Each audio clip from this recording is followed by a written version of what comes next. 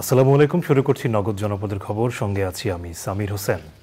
এখনকার এই সংবাদ আয়োজন একই সঙ্গে চ্যানেল আইয়ের ইউটিউব চ্যানেলে এবং চ্যানেল আইয়ের ওটিটি প্ল্যাটফর্ম আই স্ক্রিনে লাইভ স্ট্রিম হচ্ছে। আজ মহান মে দিবস, বিশ্বব্যাপী শ্রমজীবী মানুষের আন্দোলনের স্বীকৃতির দিন। বিশ্বের অন্যান্য দেশের মতো বাংলাদেশেও নানা কর্মসূচিতে দিনটি উদযাপন করা হচ্ছে। সারা দেশ থেকে প্রতিনিধিদের পাঠানো তথ্য ও ভিডিও চিত্রে রাজীব আহমেদের রিপোর্ট। মহান মে দিবস উপলক্ষে রংপুর জেলা প্রশাসনের উদ্যোগে মে দিবসের র্যালি নগরীর গুরুত্বপূর্ণ সড়ক প্রদক্ষিণ করে। পরে শিল্পকলা একাডেমিতে আলোচনা সভা অনুষ্ঠিত হয়। নগরীর জাহাজ কোম্পানি মোড়ে ২০০০ শ্রমিকদের মাঝে খাবার, পানি, স্যালাইন বিতরণ করেছে জেলা যুবলীগ। খুলনায় সকালে শ্রম অধিদপ্তর ও জেলা প্রশাসনের উদ্যোগে রেল স্টেশন থেকে র্যালি বের হয়ে শহরের গুরুত্বপূর্ণ সড়ক প্রদক্ষিণ করে। শিল্পকলা একাডেমিতে আলোচনা সভায় প্রধান অতিথি ছিলেন সিটি মেয়র তালুকদার আব্দুল খালেক।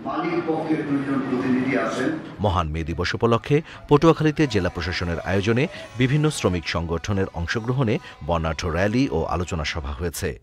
আলোচনা সভায় অতিথি ছিলেন জেলা প্রশাসক নূর কুতুবুল আলম, পুলিশ সুপার সাইদুল ইসলাম ও অন্যরা।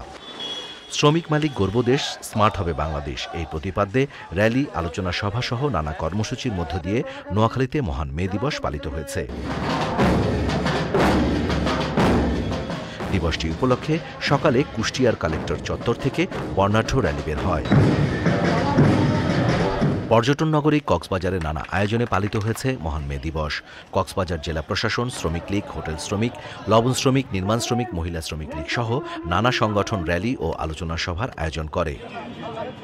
গাজীপুরে বিভিন্ন শ্রমিক সংগঠন বর্ণাঢ্য শোভাযাত্রা, আলোচনা সভা, শ্রমিক সমাবেশ ও সাংস্কৃতিক অনুষ্ঠানের আয়োজন করে।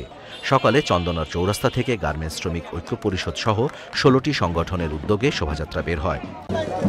সিরাজগঞ্জে সকালে দিবসটি উপলক্ষে জেলা প্রশাসক কার্যালয়ের সামনে থেকে বর্ণাঢ্য র্যালি বের করা হয়। র্যালিতে অংশ নেন সংসদ সদস্য ডক্টর জান্নাত আরা হেরনি ও অন্যরা। এছাড়াও ভোলা, চাঁপাইনবাবগঞ্জ, ঝালকাঠি, নওগাঁ, নেত্রকোনা, ঝিনাইদহ, মাদারীপুর, ব্রাহ্মণবাড়িয়া, নাটোর, শেরপুর সহ সারা দেশে নানা আয়োজনে পালিত হয় মহান মে দিবস। Rajib Ahmed, channel I. বৃহস্পতিবার থেকে দেশের বিভিন্ন অঞ্চলে বৃষ্টির সম্ভাবনা রয়েছে বলে জানিয়েছে আবহাওয়া অধিদপ্তর। দু এক জায়গায় ঝোড়ো হাওয়া সহ বজ্রপাত এবং বিক্ষিপ্ত শিলাবৃষ্টিও হতে পারে। আবহাওয়ার এমন স্বস্তির সংবাদ এলেও তীব্র গরমে অতিষ্ঠ নগরবাসী। মোস্তফা মল্লিকের রিপোর্টে দেখুন বিস্তারিত। দেশ জুড়ে চলমান তাপ প্রবাহে গরমের মাত্রা বেড়েই চলছে। আবহাওয়া অধিদপ্তরের গত কয়েকদিনের পূর্বাভাস শুধুই তাপ বেড়ে চলার। টানা তীব্র গরমে চরম অতিষ্ঠ সাধারণ মানুষ। এরকম সময় কিছুটা স্বস্তির পূর্বাভাস দিচ্ছেন আবহাওয়াবিদরা। খুলনা, রাজশাহী, রংপুর এবং ঢাকা বিভাগের পশ্চিমাঞ্চল, এসব অঞ্চলে আগামীকাল পর্যন্ত আমরা মোটামুটি একটি তাপদাহের যে অ্যালার্ট জারি করেছি সেটা অব্যাহত থাকবে আগামীকাল সন্ধ্যা পর্যন্ত এইসব অঞ্চলে। এর পরবর্তী থেকে আমরা কিন্তু আশা করছি দেশের উপর অন্যান্য যে অঞ্চলগুলো আছে সেই অঞ্চলগুলোতে তাপমাত্রা এখন যে বর্তমানে অবস্থা সেই তাপমাত্রা কিছুটা কমের দিকে চলে যাবে। দেশের কোথাও কোথাও বৃষ্টিপাতের সম্ভাবনা আছে আগামীকাল থেকে। গরমের কষ্ট কিছুটা কমাতে নগর জুড়ে দেখা গেল কিছু মানবিক কার্যক্রম। মিরপুর সহ নগরের বিভিন্ন এলাকায় এরকম ঠান্ডা পানির ব্যবস্থা করেছে সিটি কর্পোরেশন। গরম কেমন? ভালো গরম পড়ছে, তো গরমে থাকতে পারছেন, সেদিন ঠান্ডা পানি খাচ্ছি। বৃষ্টির কোনো দেখা সাক্ষাৎ নাই, না আশা তো করি হবে বৃষ্টি ইনশাল্লাহ। আর কিছুটা শান্তি দিতে ব্যক্তিগতভাবে বিভিন্ন পাড়া মহল্লায় এগিয়ে এসেছেন অনেকে। তীব্র গরমে তাদেরকে আমরা প্রশান্তি দেওয়ার জন্য আমরা শরবত খাওয়াচ্ছি। রাত্রি একটু ঠান্ডা পড়ার দিনে তো চড়া গরম, গরমে যেন মানুষ এই সময় পড়ে যায়। প্রায় জলাশয় না থাকা এই ঢাকায় এখনো যতটুকু পানি আছে সেখানেই গরম নিবারণের চেষ্টা এই শিশুদের। নগরবাসী বলছেন তীব্র গরমে ভালো নেই তারা। গরমে প্রচুর, তো আপনি দেখতেই পারতেছেন তাপমাত্রা 40। বৃষ্টি হতে সম্ভাবনা নাই। গরমে একটা বয়স্ক মানুষ আসতে অতিষ্ঠ হয়ে গেছে, আপনারা দেখতেছেন। গরমের সঙ্গে লাগাতার লোডশেডিংয়ে কষ্ট আরও বেড়ে যায় বলে জানান সাধারণ মানুষ।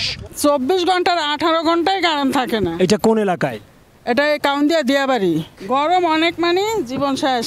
হার্ট অ্যাটাক করতেছে, ব্রেন স্ট্রোক করতেছে। তীব্র গরমে হাঁপিয়ে ওঠা মানুষ এখন তাকিয়ে আছেন বৃষ্টির দিকে। এই পৃথিবী বেঁচে থাকার যদি আদৌ কোনো সম্ভাবনা থাকে, তাহলে আবহাওয়া পরিবর্তনের কোনো কনফারেন্স রুমে নয় বা দালান কোঠার কোনো শহরেও নয়, বরং কাঁধে কাঁধ রেখে যারা নদী, বনাঞ্চল আর পাহাড় রক্ষার্থে যুদ্ধ করছেন তারাই এই পৃথিবীকে বাঁচিয়ে রাখবে বলেছিলেন ঔপন্যাসিক অরুন্ধতী রায়। ঠিক একই সুরে কথা বলছেন সমাজ সচেতন যারা আছেন, তারা একই সুরে কথা বলছেন পরিবেশবিদরাও। কিন্তু তারপরও প্রতিদিন নদী শেষ হয়ে যাচ্ছে, উজাড় হয়ে যাচ্ছে বনাঞ্চল আর পাহাড়। যারা পরিবেশ নিয়ে কাজ করেন তারা বলছেন এই পরিবেশকে বাঁচিয়ে রাখতে হলে সবাইকেই একসঙ্গে কাজ করা এখন খুব বেশি করে প্রয়োজন। ঢাকার মিরপুর থেকে মোস্তফা মল্লিক, চ্যানেল আই। নাটোরের লালপুরে প্রকাশ্যে পৌর আওয়ামী লীগের সহসভাপতি মঞ্জুরুল ইসলাম মঞ্জুকে গুলি করে হত্যা করেছে দুর্বৃত্তরা।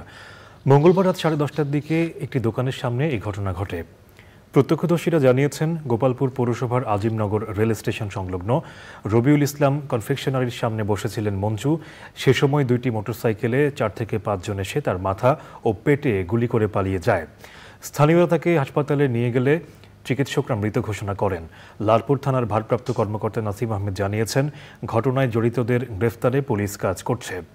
প্রাথমিকভাবে ধারণা করা হচ্ছে রাজনৈতিক প্রতিহিংসার কারণে এই হত্যাকাণ্ড। 2018 সালে লালপুর উপজেলা যুবলীগের সাংগঠনিক সম্পাদক জহিরুল ইসলাম হত্যা মামলার অন্যতম আসামি ছিলেন মঞ্জু। পরিস্থিতি স্বাভাবিক রাখতে এলাকায় অতিরিক্ত পুলিশ মোতায়েন করা হয়েছে।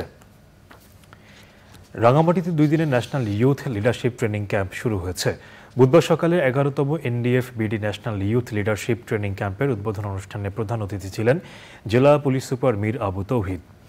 দেশের 64 জেলার সবচেয়ে মেধাবী সংগঠক ও বিতর্ক অঙ্গনের নেতাদের দক্ষতা বাড়ানোর জন্য এই ক্যাম্পে 100 প্রতিনিধি অংশ নিচ্ছেন। বৃহস্পতিবার ক্যাম্প শেষ হবে।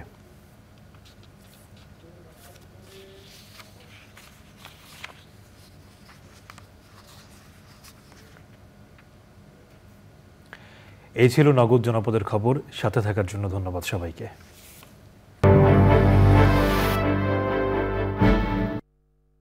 এলো বিগ